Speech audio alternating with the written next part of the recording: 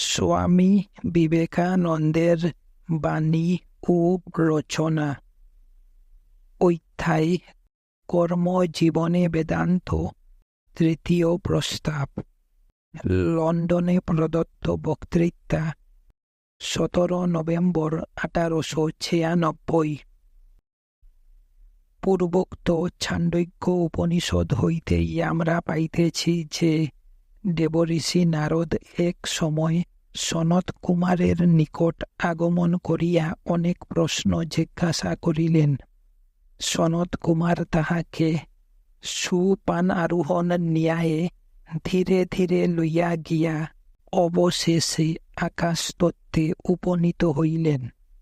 আকাশ তেজ হইতে মহত্তর, কারণ আকাশে চন্দ্র, সূর্য, বিদ্যুৎ, তারা সকলেই রহিয়াছে। আকাশেই আমরা শ্রবণ করিতেছি, আকাশেই জীবন ধারণ করিয়া আছি, আকাশেই আমরা মরিতেছি।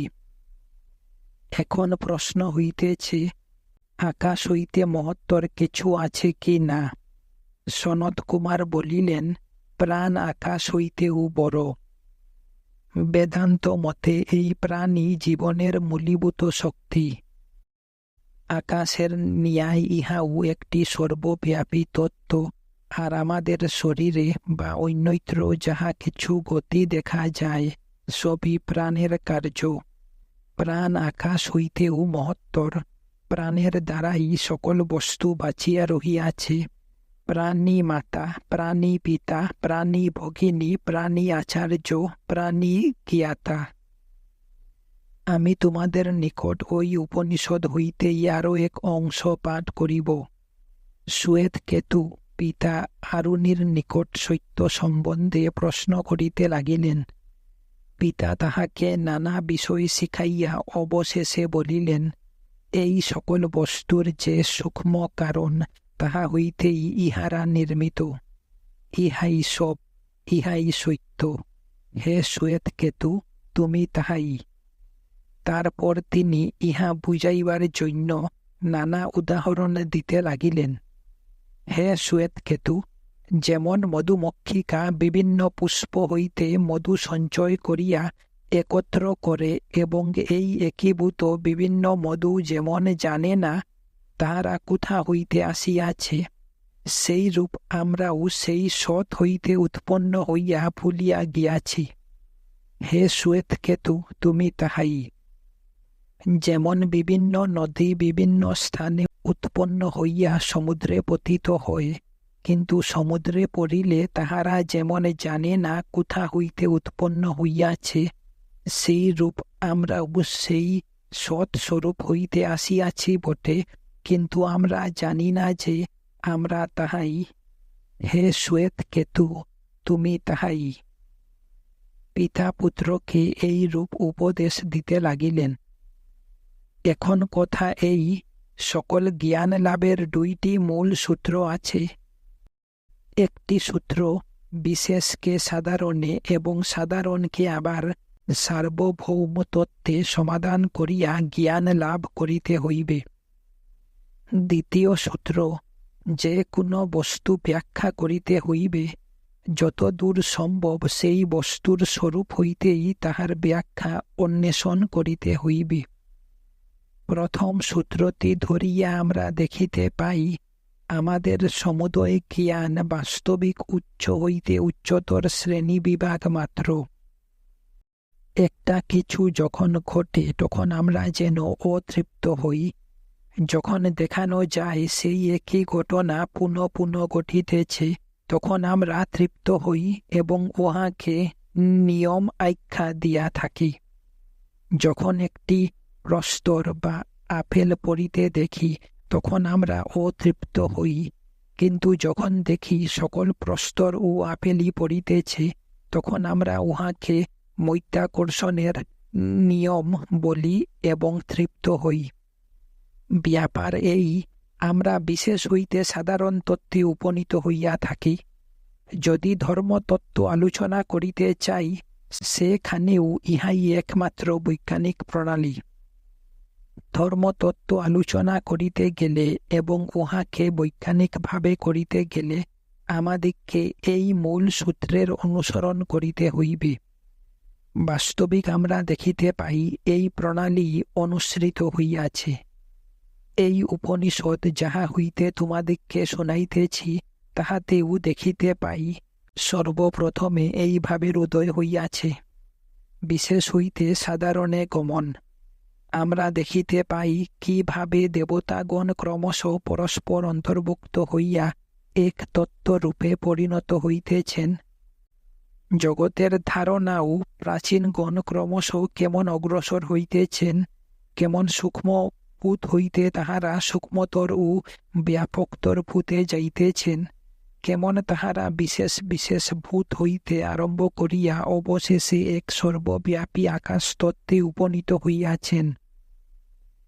কিভাবে সেখানে হইতেও অগ্রসর হইয়া তাহারা প্রাণ নামক সর্বব্যাপিনী শক্তিতে উপনীত হইতেছেন। আর এই সকলের ভিতরে আমরা এই এক তত্ত্বই পাইতেছি যে একটি বস্তু অন্য সকল বস্তু হইতে পৃথক নয়। আকাশই সূক্ষ্ম তত্ত্বরূপে প্রাণ, এবং প্রাণ আবার স্থূল হইয়া আকাশ হয়। আকাশ আবার স্থূল হইতে স্থূলতর হইতে থাকে ইত্যাদি। সগুণ ঈশ্বর এই মূল সূত্রের আরও একটি উদাহরণ। আমরা পূর্বেই দেখিয়াছি সগুণ ঈশ্বরের ধারণাও এই রূপ সামান্যীকরণের ফল। ইহা হইতে পাওয়া গিয়াছে এইটুকু যে সগুণ ঈশ্বর সমুদয় জ্ঞানের সমষ্টির স্বরূপ, কিন্তু ইহাতে একটি সংখ্যা উঠিতেছে। ইহা তো পর্যাপ্ত সামান্যীকরণ হইল না। আমরা প্রাকৃতিক ঘটনার একটা দিক অর্থাৎ জ্ঞানের দিকটি লইলাম, তাহা হইতে সামান্যীকরণ প্রণালীতে সগুণ ঈশ্বরে উপনীত হইলাম, কিন্তু বাকি প্রকৃতির অন্য এক দিক বাদ গেল।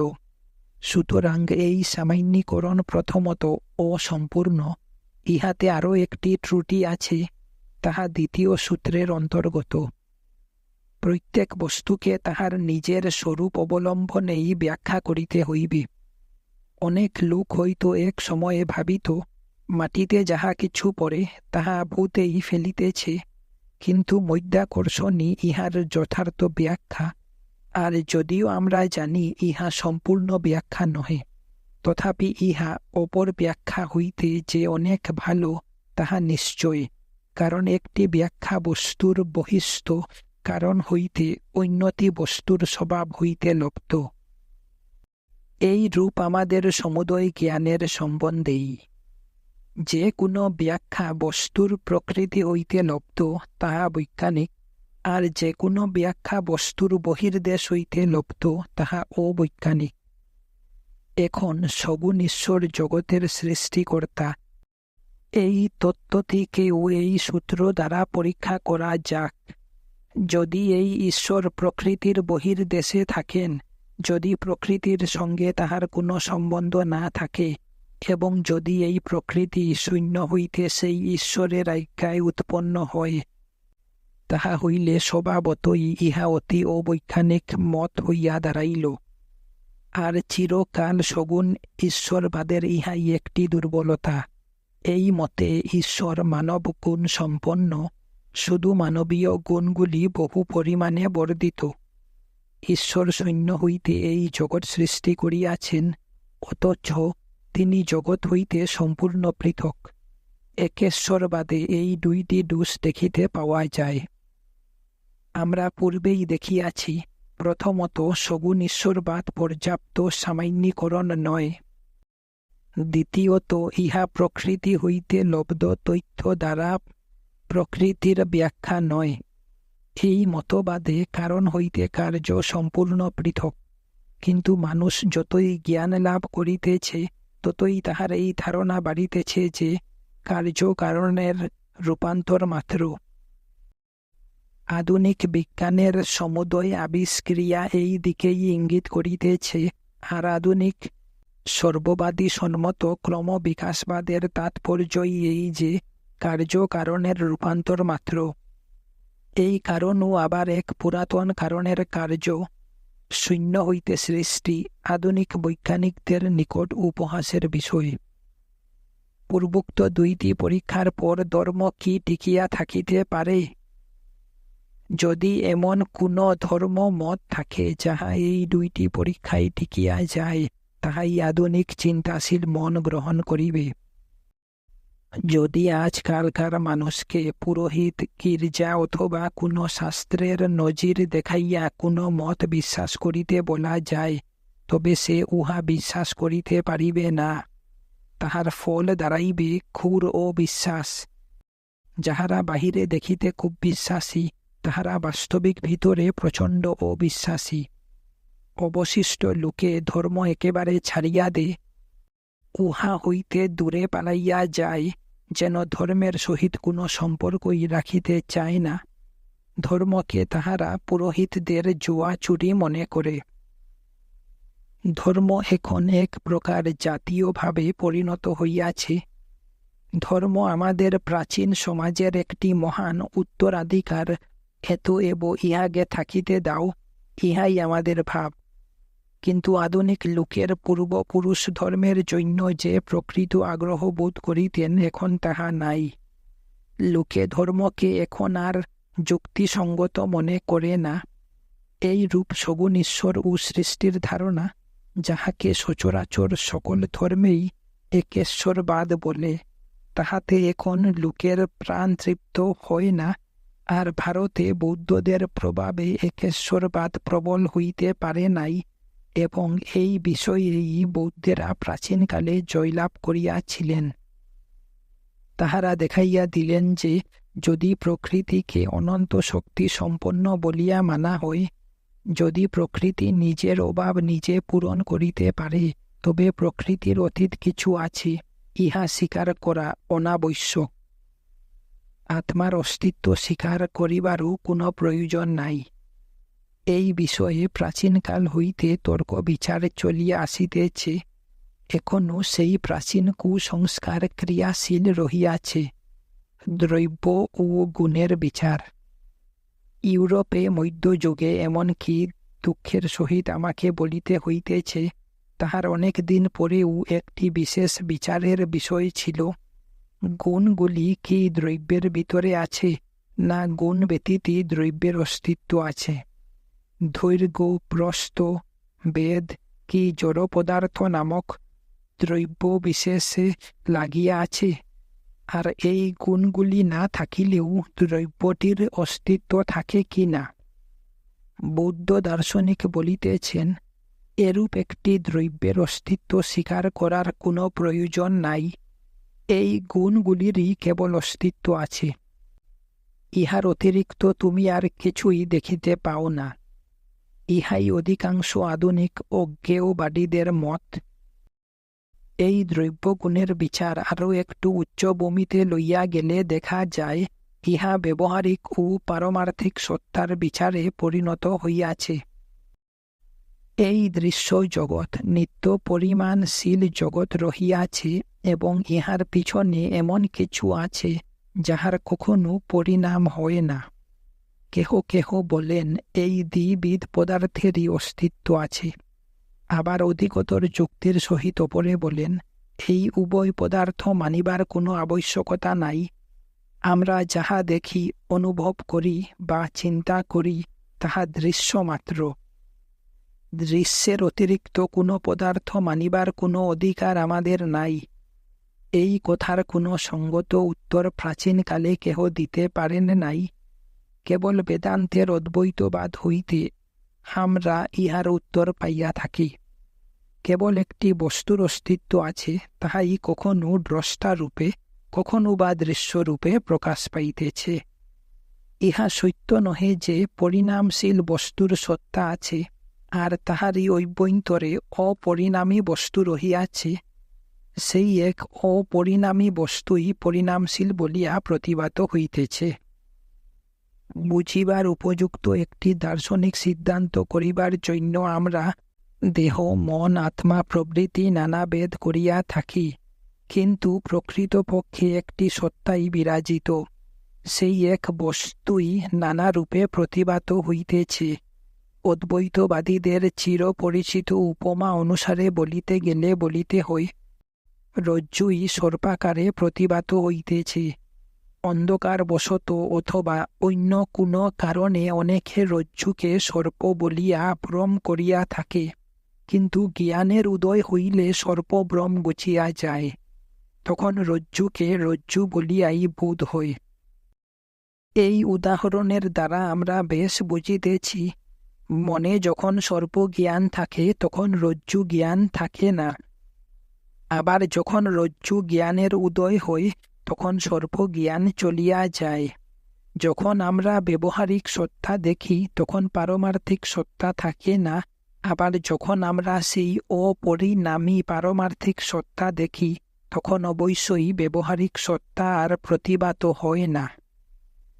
এখন আমরা প্রত্যক্ষবাদী ও বিজ্ঞানবাদী অর্থাৎ রিয়েলিস্ট অ্যান্ড আইডিয়ালিস্ট উভয়েরই মত বেশ পরিষ্কার বুঝিতেছি।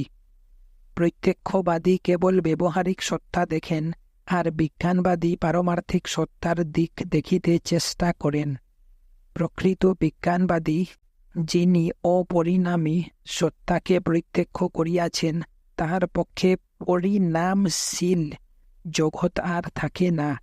তাহারই কেবল বলিবার অধিকার আছে যে জগৎ সমস্তই মিথ্যা, পরিণাম বলিয়া কিছুই নাই। প্রত্যক্ষবাদী কিন্তু পরিণামের দিকেই লক্ষ্য করিয়া থাকেন। তাহার পক্ষে অপরিণামী সত্তা বলিয়া কিছুই নাই। সুতরাং তাহার বলিবার অধিকার আছে যে এসবই সত্য। এই বিচারের ফল কি হইল?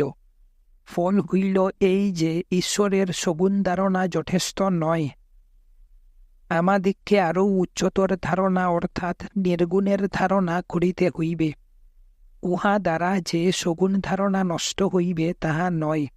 সগুণ ঈশ্বরের অস্তিত্ব নাই এরূপ প্রমাণ করিতেছি না, কিন্তু দেখাইতেছি যাহা আমরা প্রমাণ করিলাম তাহাই একমাত্র ন্যায়সঙ্গত সিদ্ধান্ত। মানুষকেও আমরা এই রূপে সগুণ নির্গুণ উভয়াত্মক বলিয়া থাকি। আমরা সগুণও বটে, আবার নির্গুণও বটে। এব আমাদের প্রাচীন ঈশ্বর ধারণা অর্থাৎ ঈশ্বরের সগুণ ধারণা, তাহাকে কেবল একটি ব্যক্তি বলিয়া ধারণা অবশ্যই চলিয়া যাওয়া চাই।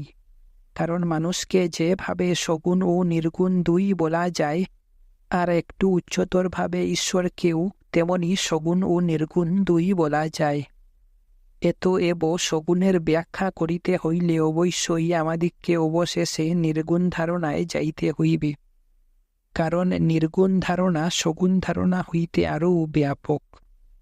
কেবল নির্গুণই অনন্ত হইতে পারে, সগুণ শান্ত মাত্র। এব এই ব্যাখ্যা দ্বারা আমরা সগুণকে রক্ষাই করিলাম, উড়াইয়া দিলাম না। অনেক সময়ে এই সংশয় আসে, নির্গুণ ঈশ্বরের ধারণায় সগুণ ধারণা নষ্ট হইয়া যাইবে, নির্গুণ জীব আত্মার ধারণায় সগুণ জীব আত্মার ভাব নষ্ট হইয়া যাইবে। বাস্তবিক কিন্তু বেদান্ত মতে আমিত্বের নাশ হয় না, উহাকে যথার্থভাবে রক্ষা করা যায়। আমরা সেই অনন্ত সত্তার সমাধান না করিয়া ব্যক্তির অস্তিত্ব কোনো রূপে প্রমাণ করিতে পারি না। যদি আমরা ব্যক্তিকে সমুদয় জগৎ হইতে পৃথক করিয়া ভাবিতে চেষ্টা করি, তবে কখনোই এরূপ করিতে সমর্থ হইব না। ক্ষণকালের জন্যও এরূপ ভাবা যায় না। দ্বিতীয়ত, পূর্বোক্ত দ্বিতীয় তত্ত্বের আলোকে আমরা আরও কঠিন ও দুর্বোধ্য তত্ত্বে উপনীত হই। সামান্যীকরণ প্রক্রিয়ায় আমরা যে সর্বোচ্চ তত্ত্বে উপনীত হইয়াছি, তদনুযায়ী যদি সকল বস্তুকে তাহার স্বরূপ হইতে ব্যাখ্যা করিতে হয়, তাহা হইলে এই দাঁড়ায় যে সেই নির্গুণ পুরুষ আমাদের ভিতরেই রহিয়াছেন। বাস্তবিক পক্ষে আমরা তিনি। হে শ্বেতকেতু, তত্ত্বমসি।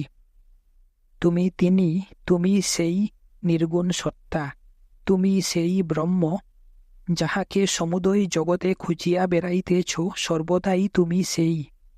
কিন্তু ব্যক্তি অর্থে নয়, নির্গুণ অর্থে তুমি। আমরা এই যে মানুষকে জানিতেছি, যাহাকে ব্যক্ত দেখিতেছি, তিনি সগুণ ব্যক্তি হইয়াছেন, কিন্তু তাহার প্রকৃত সত্তা নির্গুণ ও ব্যক্ত। এই সগুণকে জানিতে হইলে আমাদিগকে নির্গুণের ভিতর দিয়া জানিতে হইবে। বিশেষকে জানিতে হইলে সাধারণের ভিতর দিয়া জানিতে হইবে সেই নির্গুণ সত্তাই সত্য, তিনি মানুষের আত্মা। এই সগুণ ব্যক্ত পুরুষকে কখনও সেই সত্য বলা হয় নাই। এ সম্বন্ধে অনেক প্রশ্ন উঠিবে, আমি ক্রমশ সেইগুলির উত্তর দিবার চেষ্টা করিব। অনেক কূট প্রশ্ন উঠিবে, কিন্তু ওইগুলির মীমাংসার পূর্বে আমরা বুঝিতে চেষ্টা করি অদ্বৈতবাদ কি বলেন। এই যে ব্রহ্মাণ্ড দেখিতেছি, ইহারই একমাত্র অস্তিত্ব আছে। সত্যের অন্বেষণ অন্যত্র করিতে হইবে না। স্থূল সূক্ষ্ম সবই এখানে, কার্যকারণ সবই এখানে, জগতের ব্যাখ্যা এখানেই রহিয়াছে। যাহা বিশেষ বলিয়া পরিচিত, তাহা সেই সর্বানুসূত সত্তারই সূক্ষ্ম পুনরাবৃত্তি মাত্র। আমরা আমাদের আত্মা সম্বন্ধে আলোচনা করিয়াই জগৎ সম্বন্ধে একটা ধারণা করিয়া থাকি। এই অন্তর জগৎ সম্বন্ধে যাহা সত্য, বহির্জগৎ সম্বন্ধেও তাহাই সত্য। স্বর্গ নরক বলিয়া বাস্তবিক যদি কোনো স্থান থাকে, সেগুলিও এই জগতের অন্তর্গত। সমুদয় মিলিয়া এই এক ব্রহ্মাণ্ড হইয়াছে। এত এব প্রথম কথা এই, নানা ক্ষুদ্র ক্ষুদ্র পরমাণুর সমষ্টি রূপে যাহা প্রতিভাত হয়ে তাহা এক অখণ্ড বস্তু, আর আমাদের প্রত্যেকেই যেন সেই একের অংশস্বরূপ। ব্যক্ত জীব ভাবে আমরা যেন পৃথক হইয়া রহিয়াছি, কিন্তু সেই একই সত্যস্বরূপ। আর যতই আমরা নিজেদের উহা হইতে কম পৃথক মনে করিব, ততই আমাদের পক্ষে মঙ্গল। যতই আমরা ওই সমষ্টি হইতে নিজেদের পৃথক মনে করিব, ততই আমাদের দুঃখ বাড়িবে। এই অদ্বৈত তত্ত্ব হইতেও আমরা নীতির মূল ভিত্তি পাই। আমি স্পর্ধা করিয়া বলিতে পারি, আর কোনো মত হইতে আমরা কোনো রূপ নীতিতত্ত্ব পাই না। আমরা জানি নীতির প্রাচীনতম ধারণা ছিল কোনো পুরুষ বিশেষের বা কতকগুলি পুরুষের ইচ্ছা। এখন আর কেহ উহা মানিতে প্রস্তুত নয়, কারণ উহা আংশিক ব্যাখ্যা মাত্র।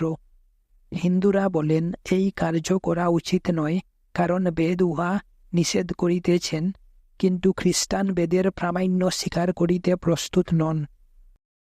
খ্রিস্টান আবার বলেন এ কাজ করিও না, ও কাজ করিও না, কারণ বাইবেলে ওই সকল কার্য নিষিদ্ধ। যাহারা বাইবেল মানে না, তাহারা অবশ্য এ কথা শুনিবে না। আমাদিগকে এমন এক তত্ত্ব বাহির করিতে হইবে, যাহা এই নানাবিধ ভাবের সমন্বয় করিতে পারে।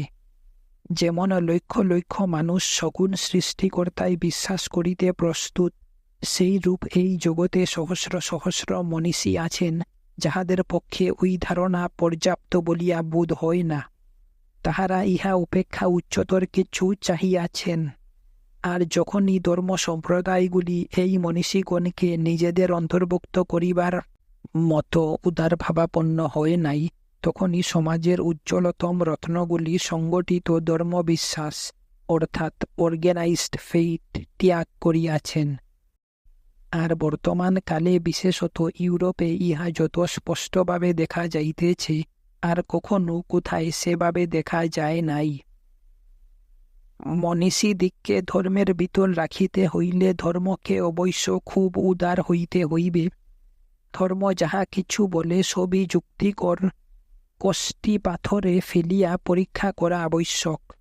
কেহই বলিতে পারে না সকল ধর্মই কেন এই এক দাবি করিয়া থাকে যে তাহারা যুক্তির দ্বারা পরীক্ষিত হইতে বাধ্য নয়। বাস্তবিক ইহার কারণ গোড়াতেই গলদ আছে। যুক্তির মানদণ্ড ব্যতীত ধর্ম বিষয়েও কোনরূপ বিচার বা সিদ্ধান্ত সম্ভব নয়। কোন ধর্ম হইতো কিছু বিভৎস ব্যাপার করিতে আজ্ঞা দিল। মনে করো মুসলমান ধর্মের কোনো আদেশের প্রতি তুমি খ্রিস্টান দোষারোপ করিলে, তাহাতে মুসলমান স্বভাবতই জিজ্ঞাসা করিবে, কি করিয়া তুমি জানিলে আদেশটি ভালো কি মন্দ? তোমার ভালো মন্দের ধারণা তো তোমার শাস্ত্র হইতে। আমার শাস্ত্র বলিতেছে ইহা সৎকার্য। যদি তুমি বলো তোমার শাস্ত্র প্রাচীন, তাহা হইলে বৌদ্ধরা বলিবেন তাহাদের শাস্ত্র আরও প্রাচীন। আবার হিন্দু বলিবেন তাহার শাস্ত্র সর্বাপেক্ষা প্রাচীন। এত এব শাস্ত্রের দোহাই দিলে চলিবে না। তোমার আদর্শ কোথায়, যাহার দ্বারা তুমি তুলনা করিতে পারো? খ্রিস্টান বলিবেন, ঈশার শৈলোপদেশ দেখো। মুসলমান বলিবেন, কুরআনের নীতি দেখো। মুসলমান বলিবেন, এ দুইয়ের মধ্যে কোনটি বেশি ভালো, তাহা কে বিচার করিবে? মধ্যস্থ কে হইবে? বাইবেল ও কুরআনে যখন বিবাদ, তখন উভয়ের মধ্যে কেহই মধ্যস্থ হইতে পারে না। কোন স্বতন্ত্র ব্যক্তি মীমাংসক হইলেই ভালো হয়। কোন গ্রন্থ মীমাংসক হইতে পারে না। সার্বভৌম কোন কিছুর দ্বারাই মীমাংসা হওয়া চাই। যুক্তি অপেক্ষা সার্বভৌম আর কি আছে? কেহ কেহ বলেন, যুক্তি সকল সময়ে সত্য অনুসন্ধানে সমর্থ নহে। অনেক সময় যুক্তি ভুল করে বলিয়া এই সিদ্ধান্ত করা হইয়াছে যে কোন পুরোহিত সম্প্রদায়ের শাসনে বিশ্বাস করিতে হইবে। আমি কিন্তু বলি, যুক্তি যদি দুর্বল হয় তবে পুরোহিত সম্প্রদায় আরও দুর্বল। আমি তাহাদের কথা না শুনিয়া যুক্তি শুনিব, কারণ যুক্তিতে যতই দোষ থাকুক উহাতে কিছু সত্য পাইবার সম্ভাবনা আছে, কিন্তু অন্য উপায়ে সত্য লাভের কোনো আশা নাই। এতএব আমাদিগকে যুক্তি অনুসরণ করিতে হইবে, আর যাহারা যুক্তির অনুসরণ করিয়াও কোনো বিশ্বাসেই উপনীত হয় না, তাহাদের প্রতিও আমাদিগকে সহানুভূতি দেখাইতে হইবে। কারণ কাহারও মত দিয়া ২০ লক্ষ দেবতা বিশ্বাস করা অপেক্ষা যুক্তির অনুসরণ করিয়া নাস্তিক হওয়াও ভালো। আমরা চাই উন্নতি, বিকাশ, প্রত্যক্ষ অনুভূতি। কোনো মত অবলম্বন করিয়াই মানুষ বড় হয় নাই। কোটি কোটি শাস্ত্রও আমাদিগকে পবিত্র হইতে সাহায্য করে না। ওই রূপ হইবার একমাত্র শক্তি আমাদের ভিতরেই আছে। প্রত্যক্ষ অনুভূতি আমাদিগকে পবিত্র হইতে সাহায্য করে, আর ওই প্রত্যক্ষ অনুভূতি মননের ফল। মানুষ চিন্তা করুক, মৃত্তিকা খণ্ড কখনো চিন্তা করে না। মানিয়া লওয়া যাক যে মৃত্তিকা সবই বিশ্বাস করে, তথাপি উহা মৃত্তিকাই থাকিয়া যায়। একটি গাভীকে যাহা ইচ্ছা বিশ্বাস করানো যাইতে পারে। কুকুর সর্বাপেক্ষা বিচার বিবেচনাহীন জন্তু। ইহারা কিন্তু যে কুকুর, গাভী ও মৃত্তিকা, তাহাই থাকিয়া যায়, কিছুই উন্নতি করিতে পারে না। কিন্তু মানুষের মহত্ব এই যে সে মননশীল জীব। পশুদিগের সহিত আমাদের ইহাই প্রভেদ। মানুষের এই মনন স্বভাবসিদ্ধ ধর্ম। এতএব আমাদিগকে অবশ্য মনের চালনা করিতে হইবে। এই জন্যই আমি মুক্তিতে বিশ্বাস করি এবং মুক্তির অনুসরণ করি। শুধু লোকের কথায় বিশ্বাস করিয়া কি অনিষ্ট হয়, তাহা বিশেষ রূপে দেখিয়াছি। কারণ আমি যে দেশে জন্মিয়াছি, সেখানে এই অপরের বাক্যে বিশ্বাস করার চূড়ান্ত হইয়া গিয়াছে। হিন্দুরা বিশ্বাস করেন বেদ হইতে সৃষ্টি হইয়াছে। একটি গরু যে আছে কি রূপে জানিল, কারণ গো শব্দ বেদে রহিয়াছে। মানুষ আছে কি করিয়া জানিলে, কারণ বেদে মনুষ্য শব্দ রহিয়াছে। হিন্দুরা ইহাই বলেন। এ যে বিশ্বাসের চূড়ান্ত। আমি যেভাবে আলোচনা করিয়াছি সেভাবে ইহার আলোচনা হয় না। কয়েকজন তীক্ষ্ণ বুদ্ধি ব্যক্তি ইহা লইয়া কয়েকটি অপূর্ব দার্শনিক তত্ত্ব বাহির করিয়াছেন, এবং সহস্র সহস্র বুদ্ধিমান ব্যক্তি সহস্র সহস্র বৎসর এই সব তত্ত্ব কার্যে রূপায়িত করিতে জীবন উৎসর্গ করিয়াছেন। লোকের কথার উপর বিশ্বাসের শক্তি অনেক, উহাতে বিপদও অনেক। এরূপ বিশ্বাস মনুষ্য জাতির উন্নতির স্রোত রুদ্ধ করে। আর আমাদের বিস্মৃত হওয়া উচিত যে উন্নতি আমাদের আবশ্যক। আপেক্ষিক সত্যের ক্ষেত্রেও সত্য লাভ অপেক্ষা সত্যের অনুসন্ধিৎসায়ী আমাদের নিকট প্রয়োজন। সত্য অনুসন্ধিৎসায়ী তো জীবন। অদ্বৈতবাদের এইটুকু গুণ যে ধর্মমতের ভিতর এই মতটি অনেকটা নিঃসংশয়ে প্রমাণ করা যায়। নির্গুণ ঈশ্বর, প্রকৃতিতে তাহার অবস্থিতি, আর প্রকৃতি যে নির্গুণ পুরুষের পরিণাম, এই তত্ত্বগুলি অনেকটা প্রমাণের যোগ্য। আর অন্য সমুদয় ভাব, যথা ঈশ্বরের আংশিক ক্ষুদ্র ব্যক্তিভাবাপন্ন সগুণ ধারণাগুলি বিচার সহ নয়। যুক্তিসঙ্গত এই ঈশ্বরবাদের আরও একটি গুণ এই যে ওই আংশিক ধারণাগুলি ইহার অন্তর্ভুক্ত এবং এখনও অনেকের পক্ষে আবশ্যক। এই মতগুলির অস্তিত্বের প্রয়োজনীয়তার পক্ষে ইহাই একমাত্র যুক্তি। দেখিবে অনেকে বলিয়া থাকে এই সগুণবাদ ও যৌক্তিক, তথাপি ইহা বড় শান্তিপ্রদ। ইহারা সুখের ধর্ম চায়, আর আমরা বুঝিতে পারি তাহাদের জন্য ইহার প্রয়োজন আছে। অতি অল্প লোকই সত্যের বিমল আলোক সহ্য করিতে পারে, তদনুসারে জীবনযাপন করা তো দূরের কথা। এব এই শখের ধর্মও থাকা দরকার। ইহা অনেককে উচ্চতর ধর্ম লাভে সাহায্য করে। যে ক্ষুদ্র মনের পরিধি সীমাবদ্ধ এবং ক্ষুদ্র ক্ষুদ্র সামান্য বস্তুই যে মনের উপাদান, সে মন কখনো উচ্চ চিন্তার রাজ্যে বিচরণ করিতে সাহস করে না। ক্ষুদ্র ক্ষুদ্র দেবতা, প্রতিমা ও আদর্শ সম্বন্ধে তাহাদের ধারণা উত্তম ও উপকারী, কিন্তু তোমাদিগকে নির্গুণবাদও বুঝিতে হইবে, আর এই নির্গুণবাদের আলোকেই এইগুলির উপকারিতা ব্যাখ্যাত হইতে পারে। উদাহরণস্বরূপ জন স্টুয়ার্ট মিলের কথা ধরো। তিনি ঈশ্বরের নির্গুণ ভাব বুঝেন ও বিশ্বাস করেন। তিনি বলেন, সগুণ ঈশ্বরের অস্তিত্ব প্রমাণ করা যায় না। আমি এ বিষয়ে তাহার সহিত একমত। তবে আমি বলি, মনুষ্য বুদ্ধিতে নির্গুণের যতদূর ধারণা করা যাইতে পারে তাহাই সগুণ ঈশ্বর। আর বাস্তবিকই জগৎটা কি? বিভিন্ন মন সেই নির্গুণেরই যতদূর ধারণা করিতে পারে তাহাই। উহা যেন আমাদের সম্মুখে প্রসারিত একখানি পুস্তক স্বরূপ, আর প্রত্যেকেই নিজ নিজ বুদ্ধি দ্বারা উহা পাঠ করিতেছে, আর প্রত্যেককেই নিজে নিজে পাঠ করিতে হয়। সকল মনুষ্যেরই বুদ্ধি কতকটা একরূপ, সেই জন্য মনুষ্য বুদ্ধিতে কতকগুলি জিনিস একই প্রকার মনে হয়। তুমি আমি উভয়েই একখানা চেয়ার দেখিতেছি, ইহা দ্বারা প্রমাণিত হইতেছে আমাদের উভয়ের মনই কতকটা একভাবে গঠিত।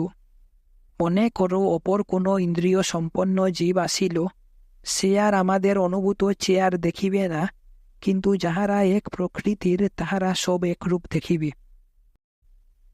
এব এই জগৎই সেই নিরপেক্ষ অপরিণামী পারমার্থিক সত্তা, আর ব্যবহারিক সত্তা তাহাকেই ভিন্নভাবে দর্শন মাত্র। ইহার কারণ প্রথমত ব্যবহারিক সত্তা সর্বদাই সসীম। আমরা যে কোনো ব্যবহারিক সত্তা অনুভব করি বা চিন্তা করি, দেখিতে পাই, উহা অবশ্যই আমাদের জ্ঞানের দ্বারা সীমাবদ্ধ। এব সসীম হইয়া থাকে। আর সগুণ ঈশ্বর সম্বন্ধে আমাদের যেরূপ ধারণা, তাহাতে তিনিও ব্যবহারিক সত্তা।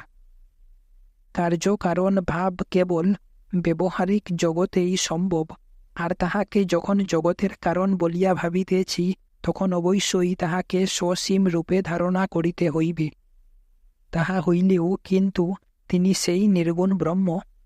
আমরা পূর্বেই দেখিয়াছি, এই জগৎই আমাদের বুদ্ধির মধ্য দিয়া দৃষ্ট সেই নির্গুণ ব্রহ্ম মাত্র।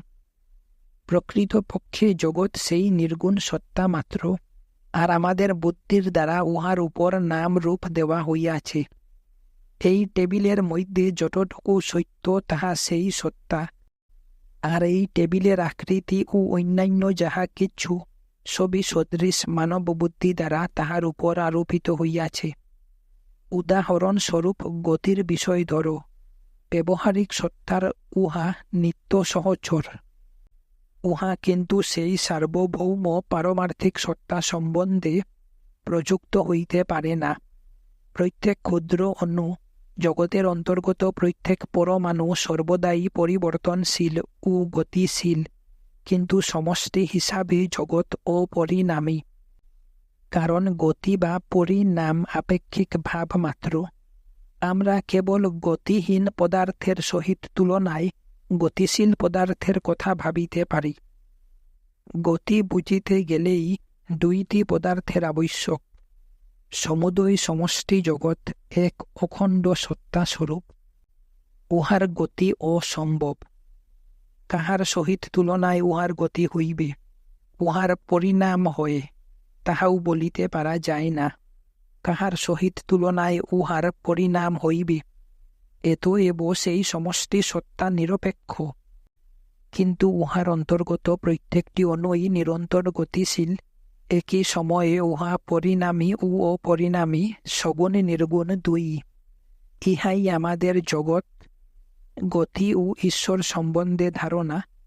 তত্ত্বমসির অর্থও ইহাই।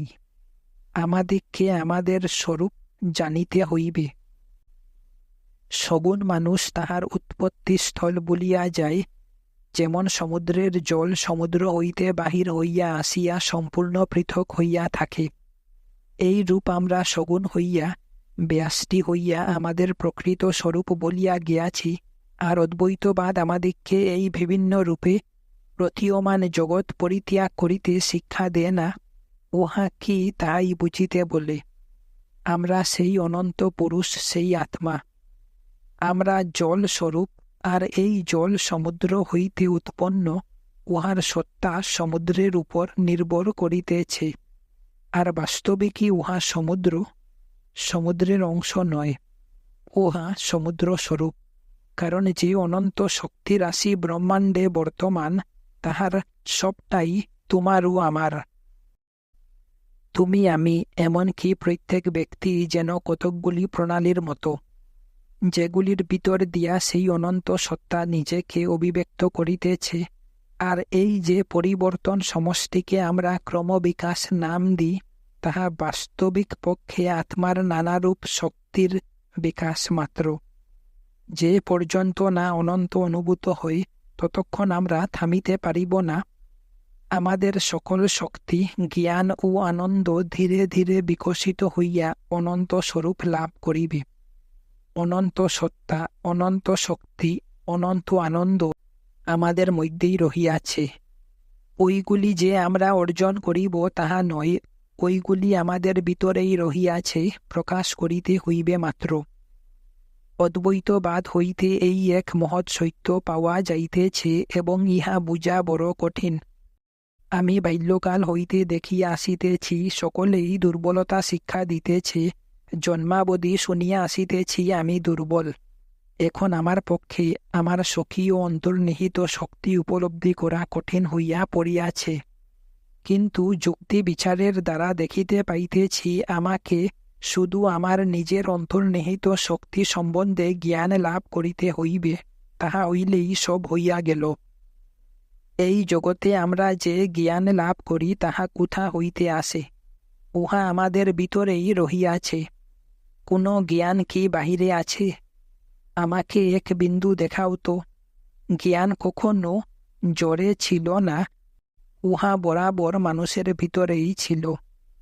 জ্ঞান কেহ কখনো সৃষ্টি করে নাই, মানুষ উহা আবিষ্কার করে, ভিতর হইতে উহাকে বাহির করে। উহা ভিতরেই রহিয়াছে। এই যে ক্রুশব্যাপী বৃহৎ বটবৃক্ষ, তাহা ওই সরসপ বীজের অষ্টমাংশের তুল্য একটি ক্ষুদ্র বীজে ছিল। মহাশক্তি রাশি উহার ভিতরে নিহিত রহিয়াছে। আমরা জানি একটি জীবাণু কোষের ভিতর সকল শক্তি, প্রখর বুদ্ধি কুণ্ডলীকৃত হইয়া অবস্থান করে। তবে অনন্ত শক্তি কেন না তাহাতে থাকিতে পারিবে? আমরা জানি তাহা আছে। প্রহেলিকাবৎ বোধ হইলেও ইহা সত্য। আমরা সকলেই একটি জীবাণু কোষ হইতে উৎপন্ন হইয়াছি, আর আমাদের যাহা কিছু শক্তি আছে, তাহা ওই জীবাণু কোষেই কুণ্ডলীকৃত হইয়াছিল। তোমরা বলিতে পারো যে উহা খাদ্য হইতে প্রাপ্ত। রাশিকৃত খাদ্য লইয়া খাদ্যের এক পর্বত প্রস্তুত করো, দেখো তাহা হইতে কি শক্তি বাহির হয়। আমাদের ভিতর শক্তি পূর্ব হইতেই নিহিত ছিল, অব্যক্তভাবে, কিন্তু ছিল নিশ্চয়ই। এতএব সিদ্ধান্ত এই, মানুষের আত্মাতেই অনন্ত শক্তি রহিয়াছে। মানুষ উহার সম্বন্ধে না জানিলেও উহা রহিয়াছে, কেবল জানিবার অপেক্ষা মাত্র। ধীরে ধীরে ওই অনন্ত শক্তিমান সত্তা যেন জাগরিত হইয়া নিজ শক্তি সম্বন্ধে সচেতন হইতেছে।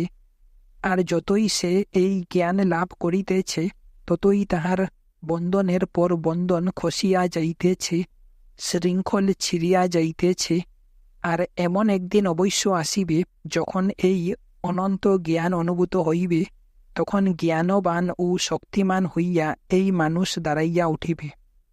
এসো আমরা সকলে সেই অবস্থা আনয়ন করিবার জন্য সাহায্য করি।